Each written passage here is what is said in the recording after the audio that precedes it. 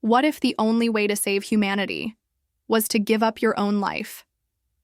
That's the kind of haunting question Squid Game leaves us with in its jaw-dropping third season. And no, it didn't just go out with a bang. It tore through our hearts and left a scar. After 23 emotionally charged episodes, Gihun's story has finally come full circle. But just when it seemed like the nightmare had ended, it became clear the real game may have only just begun. What started as a shadowy competition hidden in Korea has now expanded beyond borders. It's no longer a local horror show. It's a global operation. And those last 6 episodes, they weren't just shocking. They delivered betrayal, heartbreak, and an ending that shook the foundations of the entire series. At the heart of it all, this wasn't just about who lived or died. It was a deep dive into the darker corners of human nature. When survival is on the line, who do we become? Yes, the masked guards and smug VIPs were obvious villains, but many of the players, they became just as ruthless. Survival has a cost, and for many, morality was the first thing to go. This season put that concept to the test like never before. The final game, dubbed Squid Game, wasn't just a physical bloodbath. It was psychological warfare. Gihun was faced with a horrifying option: kill every remaining player in their sleep, sparing only the infant contestant, just like Inho had done years before. It would guarantee his victory, but at the cost of his soul. Gihun refused. He wouldn't cross that line. Instead, he chose to fight with honor. Then came Mongji, the man who embodied everything the games corrupted. He was willing to murder his own newborn child to win. Gihun fought desperately to stop him while the others watched in stunned silence. But here's the twist. The game hadn't even started yet. The start button had never been pressed. In his desperation, Mongji fell to his death before a single official move had been made. And in that moment, Gihun still tried to save him. Then, Gihun approached the platform's edge. He stared past the leering VIPs, straight into the camera, into our eyes, and said, "We are not horses. We are humans." But before he could even finish the sentence, he stepped off the edge. It was a promise kept, a promise made to Yanhai that the baby would survive and that he wouldn't lose himself, no matter the cost. That single moment changed lives. Kungnol, who had nearly given up hope, saw his sacrifice on the monitor. She had burned the only file linking her to her past, her daughter, her purpose, but witnessing Gihun's choice reminded her that even in a world drowning in cruelty, love and sacrifice still exist. There was still something left to fight for. Meanwhile, Janho arrived with the Coast Guard, forcing Inho and the VIPs to evacuate. The baby was rescued. The island was set to be destroyed. And although someone technically won, it wasn't the kind of victory anyone expected. Janho was later stripped of his badge for acting outside the law, but Inho handed him the baby and a debit card holding all the prize money. Wu, fresh out of prison, returned to the Pink Motel with dreams of turning it into something new. Though Gihun never got to spend the money, it didn't vanish. Inho had flown to America, found Gihun's daughter, and gave her a card with all the winnings. A full-circle moment, yes, but a painful one. Gihun entered the games to create a better life for her, and died trying. Still, she told Inho she'd stopped waiting for her father long ago. The money meant nothing anymore. Kungnal boarded a plane to China, chasing one last lead on her missing daughter. Her journey wasn't over yet.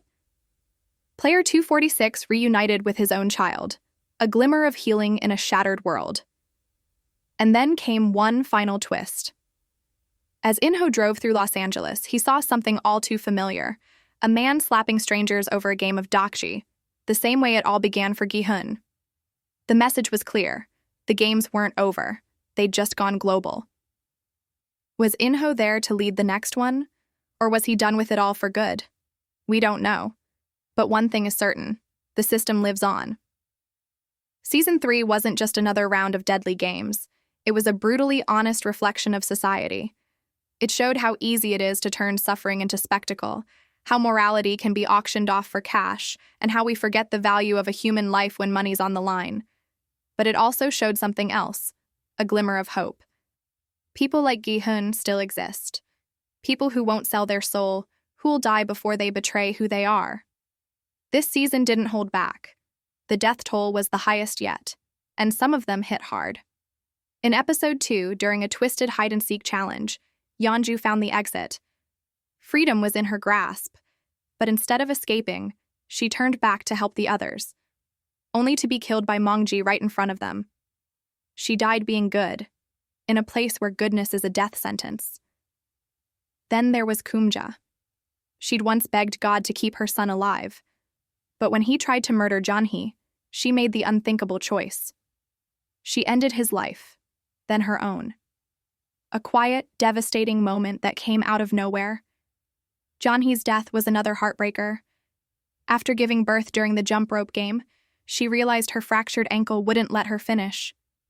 She asked Gihun to take her child, and threw herself off the platform to give her baby a chance. Minsu made it all the way to the final round but couldn't escape his past. Haunted by visions and consumed by withdrawal, he reached out to what he thought was his love, but it was a trap. He fell, another soul lost to trauma. And finally, Gihun. His death may not have been surprising, but it was absolutely essential. Letting him walk away with the prize would have undercut the message. He had to be the example. Proof that compassion still matters, even when everything else is crumbling. That greed doesn't always win. Narratively, the season was airtight. Every character arc landed. The pacing was sharp, no filler, no dead air. The final 2 episodes were electric, with tension thick enough to cut.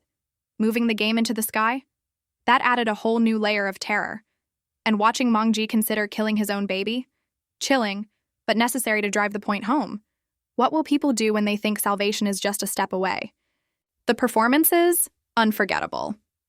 Season 2 had trouble connecting emotionally, but Season 3 brought the heart back. These weren't just characters. They were people. Flawed, broken, real. It felt like the show had finally recaptured the magic of Season 1. The games were as inventive as ever. Hide-and-seek forced players into intimate, brutal combat. Jump rope became a twisted endurance test. And Squid Game? Pure madness.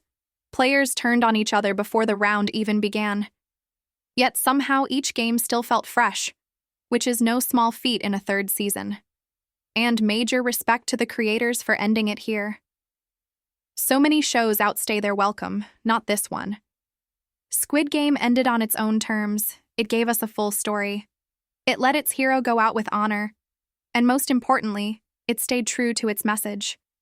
This wasn't just a show about life and death games. It was about us, about how we treat each other, what we're willing to do when hope is all we have left, and how even in the darkest corners, the light of kindness can still burn bright. So, what did you think? Was Gihun's sacrifice the right ending? Or did you hope he'd somehow survive? Drop your thoughts in the comments. And if you want more deep dives like this, make sure to subscribe. There's plenty more ahead. Thanks for watching. And until next time, remember, the game might be over, but the system is still watching.